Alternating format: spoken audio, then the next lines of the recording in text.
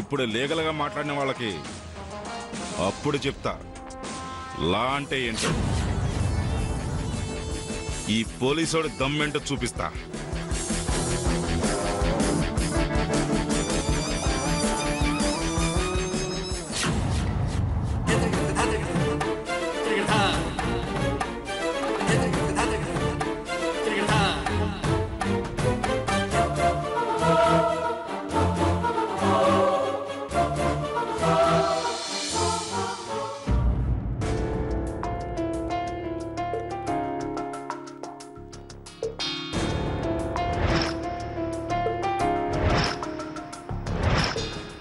ఒకవేళ అది మైత్రి సమయం అవ్వాలి, మొత్తం కుటుంబాన్ని అరెస్ట్ చేసి లాకప్లో వేసి అప్పుడు చెప్తా.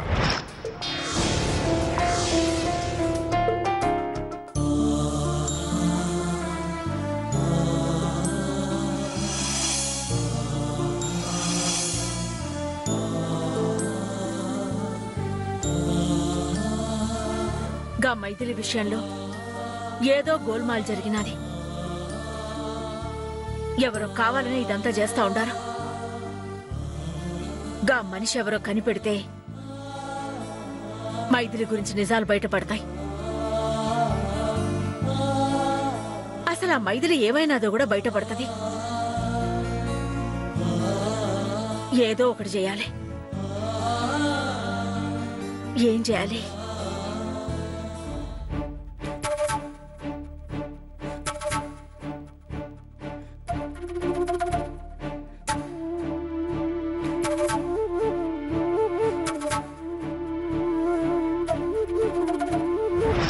ఇప్పుడు లీగల్ గా మాట్లాడిన వాళ్ళకి అప్పుడు చెప్తా లా అంటే ఏంటో.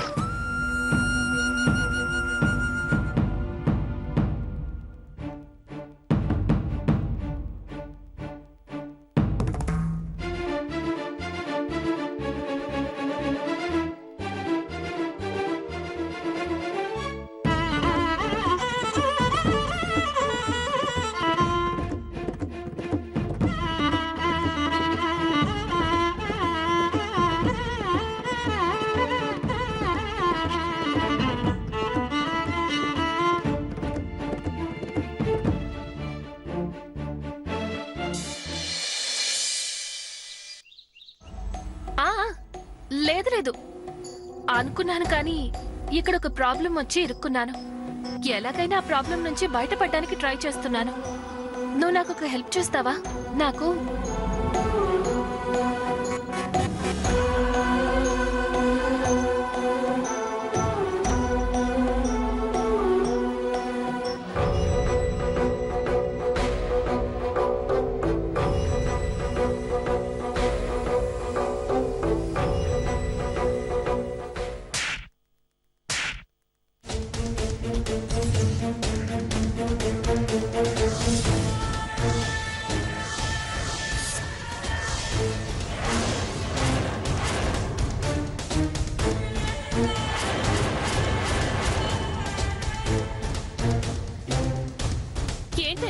ఇప్పుడు నేనేం చేశానని అలా కొట్టారు? తప్పు చేస్తుంది కాక ఇంకా అరుస్తావేంటే? తప్పు చేశానా? నేనేం తప్పు చేశానండి? ఫోన్లో మాట్లాడుతున్నాను, అది తప్పేనా? తప్పున్నారా? నా పర్మిషన్ లేకుండా ఫోన్లో మాట్లాడడం ఒక తప్పు, ఇలా రోడ్డు మీదకొచ్చి మరీ మాట్లాడడం ఇంకో తప్పు. అసలు ఇందులో తప్పే ఉందో నాకు అర్థం కావట్లేదండి. మొద్దు నువ్విలా తుమ్మ ముద్దువి కాబట్టే దుర్గమ్మకి రెడ్ హ్యాండెడ్ గా పట్టుబడిపోయావు. దక్కాల్సిన దుర్గమ్మ ఆస్తి చేజార్చుకున్నావు. దుర్గమ్మ మీద పగ సాధించాలి.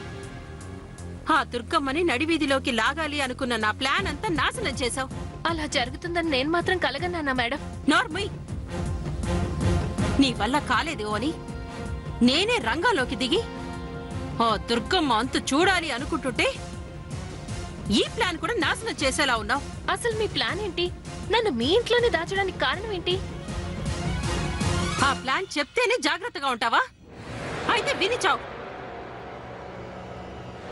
ఇప్పుడు నువ్వు బ్రతికే ఉన్నా జనం దృష్టిలో, లోకం దృష్టిలో నువ్వు ఎప్పుడో చచ్చిపోయావు. ఆ, ప్రస్తుతం నువ్వు చనిపోయావు. ఆ దుర్గమ్మ నిన్ను దారుణంగా చంపేసింది.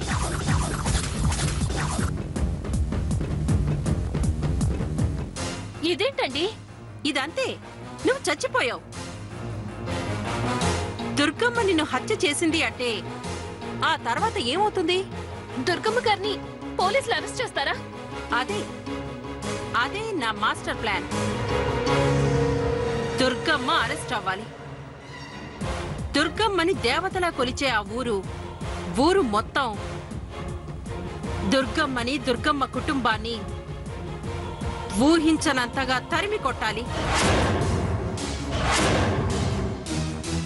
అది నా కళ్ళారా నేను చూడాలి.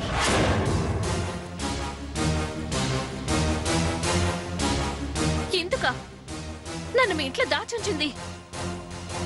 అవును, నేనా ప్లాన్ లో ఉంటే నువ్విలా బయటికి వస్తే నా ప్లాన్ సక్సెస్ అవుతుందా? కాదు. అందుకే నువ్వు బయటి ప్రపంచంలోకి అస్సలు రాకూడదు. ఎవ్వరికీ కనిపించకూడదు. అసలు నీ మాటే ఎక్కడా వినిపించకూడదు. ఇలా ఎంతకాలం? నా పగ తీరే వరకు. ఆ తర్వాతైనా నేను బయటకు వస్తాను కదా, అప్పుడైనా నిజం బయటపడుతుంది కదా. అది నిజమే. ఏదైనా పనిచేసేటప్పుడు ఆలోచించాలి కదండి. ఇప్పుడైనా మించిపోయిందే ఉంది. ఒక పని చేస్తే సరి. ఏంటి? నిన్ను నిజంగానే చంపేస్తాను. నిన్ను నిజంగానే చంపేస్తాను. నిన్ను నిజంగానే చంపేస్తాను.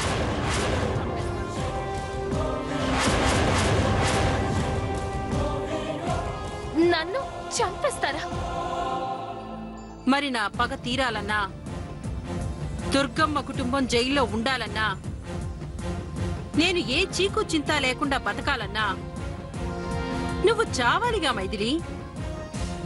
నా కోసం నీ లైఫ్ త్యాగం చేశాను అనుకొని నా చేతిలో చచ్చిపో. మీరు చాలా దారుణంగా మాట్లాడుతున్నారు.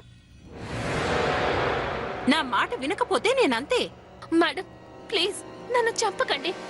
చంపకుండా ఉండాలి అంటే నువ్వు నేను చెప్పినట్లుగా వినాలి. నా అనుమతి లేకుండా ఎవ్వరితోనూ మాట్లాడకూడదు, బయటికి రాకూడదు. అసలు ఈ గొడవలు, పగలు, ప్రతీకారాలు ఎందుకండి? దుర్గమ్మ గారు చాలా మంచి ఆవిడ. ఆవిడతో మంచిగా ఉంటే మీరు బాగుండొచ్చు, నేను బాగుంటాను కదండి. లాభం లేదు, నిన్ను చంపేయాల్సిందే. అసలు నేనేమన్నానండి? మంచి మాటేగా చెప్పాను. మంచితనం, మంచి మాటలు ఇవన్నీ మనలాంటి వాళ్ళకు వర్తించవు. అలా ఆలోచించావే అనుకో, మన గొయ్యి మనమే తవ్వుకున్నట్లు. కాబట్టి అలాంటి చెత్త ఆలోచనలు, చెత్త మాటలు మర్చిపోయి లోపలికి పో.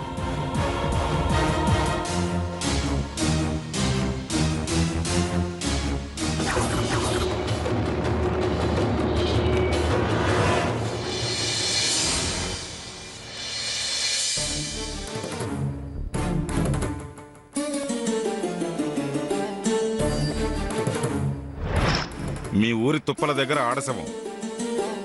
ఆ ఆడశవం ఆ మైథిలిది కాకుండా ఉండాలని ఆ దేవుణ్ణి ప్రార్థించండి. ఇదిగో, ఇంకొక మాట మా అమ్మ గురించి తప్పుగా అన్నావో నిన్నిక్కడే చంపేస్తాను.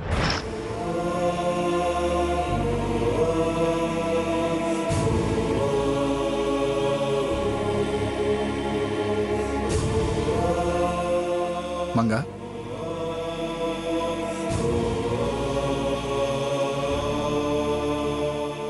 మంగా,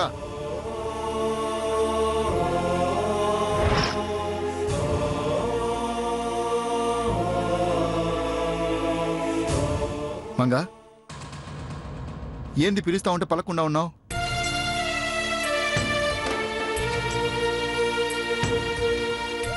మైథిలి కనిపించడం లేదు కదా. పాపం, దానికేమైనాదో అని నువ్వు బాధపడతా ఉండావా? దాని ముఖం, దాని గురించి నేనెందుకు బాధపడతాను?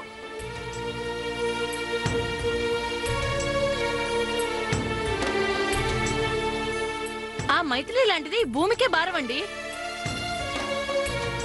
అది చావటమే మంచిది. కాకపోతే ఒక్క అనుమానం, ఏంటది?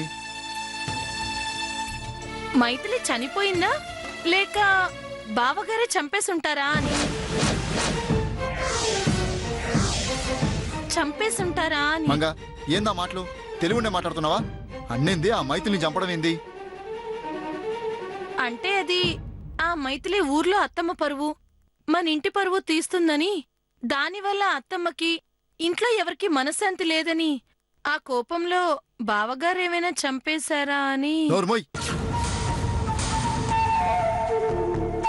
ఇలాంటి ఏదో ఆలోచనలు చేయమాక. అన్నా అలాంటి వాడు కాదు,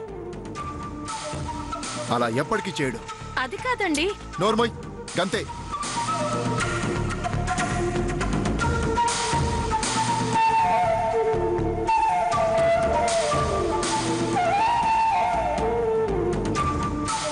వీళ్ళు ఇలా మాట్లాడుకుంటున్నారు అంటే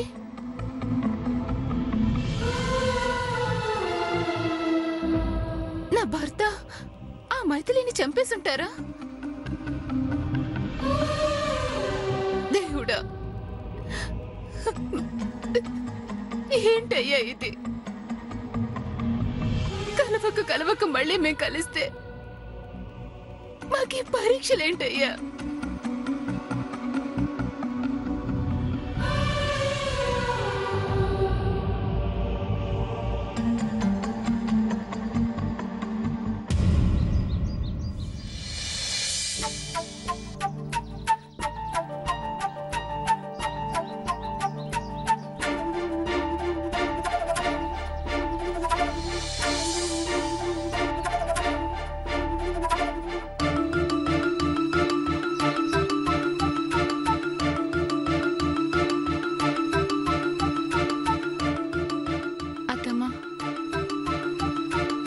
మైథిలి కనిపించకపోవడం, పోలీస్ ఆయన ఇంటికి రావడం, పంచాయతీలో గొడవ, ఇవన్నీ చూస్తుంటే నాకు చాలా భయంగా ఉంది. అక్క, భయపడొద్దని నీకెన్నిసార్లు చెప్పాను? అసలు భయపడ్డానికి మన వైపు నుంచి ఏం తప్పుంది? ఆ మైథిలి మన ఇంట్లోంచి వెళ్ళింది. గుళ్ళో అందరి ముందు తనకి అన్యాయం జరిగిందని, ఇంట్లో వాళ్ళందరూ తనని హింసించారని, మోసగించారని, ఒక పథకం ప్రకారం బయటికి గెంటారని ఎలా చెప్పిందో విన్నారు కదా?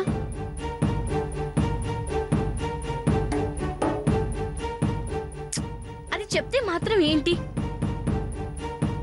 అవన్నీ నిజాలు కాదు కదా. నిజాలు కాదని మనకి తెలుసు, ఊళ్ళో అందరికీ తెలియదుగా పద్మావతి. పోనీ ఊరి జనానికి మన కుటుంబం గురించి బాగా తెలుసు కాబట్టి, అత్తమ్మ మంచితనం గురించి తెలుసు కాబట్టి వాళ్ళు మనల్ని అనుమానించకపోయినా ఆ శవం మాటేంటి?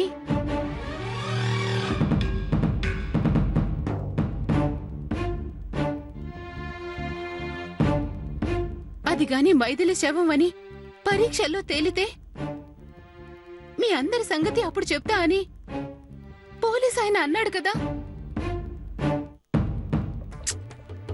అదా మైథిలి శవం అయ్యుండదక్కా. ఒకవేళ అయితే పరిస్థితి ఏంటి పద్మావతి?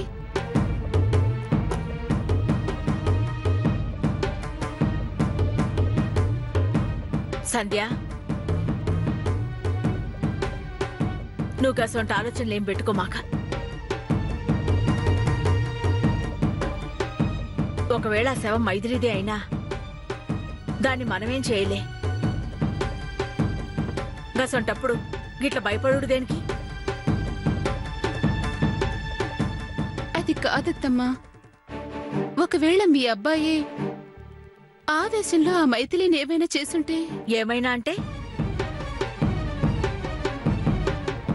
మన ఇంటి పరువు, మీ ప్రతిష్టని గుళ్ళో అందరి ముందు దిగజార్చిందని కోపంతో ఈయన దాన్ని చంపేసుంటే?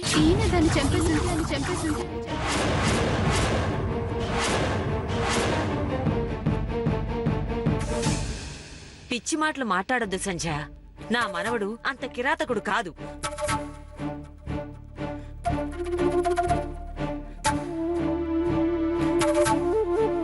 ఆ విషయం నాకు తెలుసు. కానీ ఒక్కోసారి పరిస్థితులు, సంఘటనలు మనిషిని మృగంలా చేస్తాయి. తల్లి గురించి అంతమందిలో ఎవరైనా చెడుగా మాట్లాడితే ఎవరైనా ఊరుకుంటారా?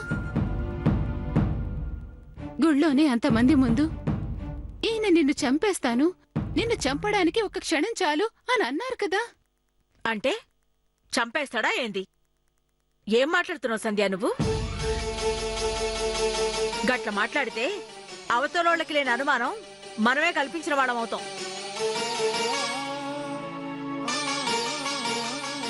అవునక్క, ముందు బావగారి గురించి నువ్వు ఇలా మాట్లాడడం, అనుమానించడం తప్పు.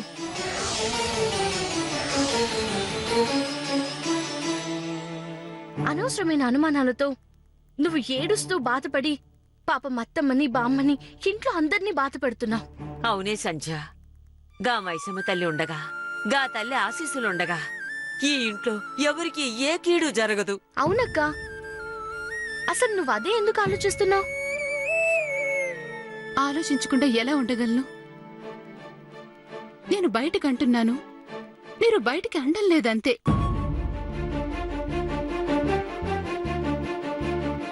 నిజం చెప్పండి, మీ అందరికీ ఈ విషయంలో ఏం జరుగుతుందో, ఎలాంటి వార్త వినాల్సి వస్తుందో అని భయంగా లేదు? సంధ్య,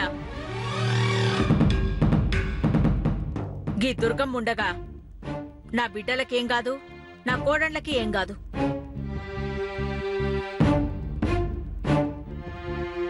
నువ్వు అనుమానించినట్టు మైథిలి విషయంలో పెద్దోడేదైనా చేసుంటే గా నేరం నా మీద వేసుకుని నా బిడ్డను కాపాడతాను.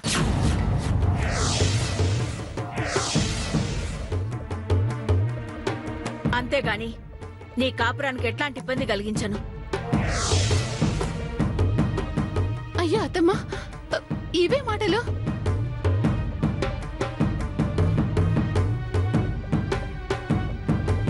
ఇందులో తప్పే ఉన్నది. బిడ్డలు సల్లగా ఉండాలంటే కన్నోళ్ళని త్యాగం చేయాలి కదా. తల్లిగా అది నా బాధ్యత.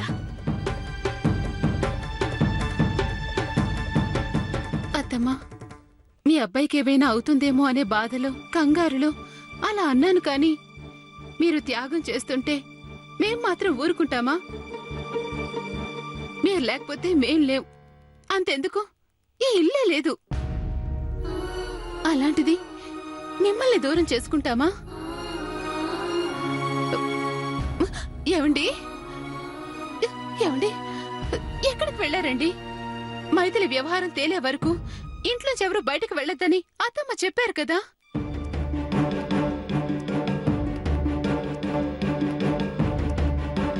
అయినా మీరలా బయటకు వెళ్తే ఎలా? మీ గురించి అందరూ ఇక్కడెంత కంగారు పడుతున్నామో తెలుసా?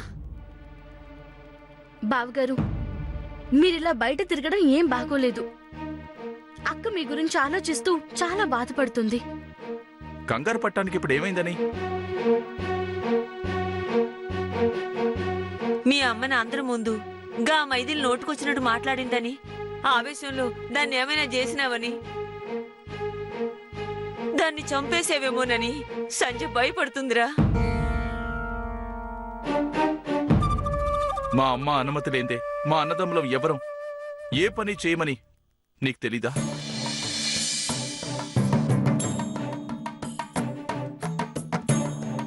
తెలిస్తే మాత్రం ఇంట్లో ఆడోళ్ళకి భయం ఇదా ఏంది? నేను బయటికి పోవద్దని అంతగా చెప్పినా నువ్వు బయటికి ఎందుకు పోతున్నావు? గా పోలీస్ అయినా మన మీద కక్ష కట్టిండు. మనం ఎక్కడ దొరక్కపోతామని కాసు కూర్చున్నాడు. గసొంటప్పుడు మన జాగ్రత్తలో మనం ఉండాలి కదా. సంధ్య, ఏందిది? నువ్వు అనవసరంగా భయపడి అమ్మను అందరినీ భయపెడుతున్నావు. నేను హత్యలు చేసేంత కర్కోటకొడలా కనిపిస్తున్నానా? గుళ్ళో ఆ నరసమ్మని చంపేస్తానని అనబట్టే కదా సంధ్యకి గిట్ల అనుమానం వచ్చినది.